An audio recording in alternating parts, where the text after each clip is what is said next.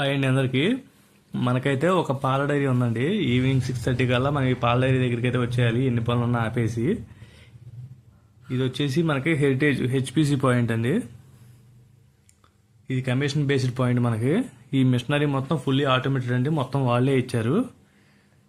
మొత్తం heritage company ఇస్తుంది. మనం డిపాజిట్ కడితే వాళ్ళు మిషనరీ మొత్తం మనకు పూర్తిగా ఇస్తారు. ఇది వచ్చేసి మన పాల కేంద్రం ఏరియా అండి. ఈ క్యాన్లతో సహా మొత్తం వాళ్ళే ఇస్తారు. ఈ పాలు బట్టే జల్లెడ అన్నీ కూడా వాళ్ళే ఇస్తారు. చూడండి, ఈ ఫ్యాట్ని బట్టి మనం కాస్ట్ పడుతుంది కదా. మన హెరిటేజ్ అమౌంట్ వచ్చేసి 87 రూపీస్ అండి పర్ లీటర్కి. వచ్చేసి 10 ఫ్యాట్ వస్తే ఆటోమేటిక్గా అదే క్యాలిక్యులేట్ చేసి స్లిప్ ఇచ్చేసింది మనకి. మనం ఏది చూడాల్సిన పని లేదు. మనదైతే క్లోజ్ అయిపోయిందండి, పాలు బట్టర్ అయిపోయింది. షిఫ్ట్ అయితే క్లోజ్ చేసేస్తున్నాము. ఈ ఎన్ని పాలు వచ్చి ఏంటి అనేది షిఫ్ట్ క్లోజ్ రిపోర్ట్లో చూద్దాం ఇప్పుడు. ఇదిగోండి మన షిఫ్ట్ క్లోజ్ రిపోర్ట్లో మనకు వచ్చేసి ఈరోజు ఈవినింగ్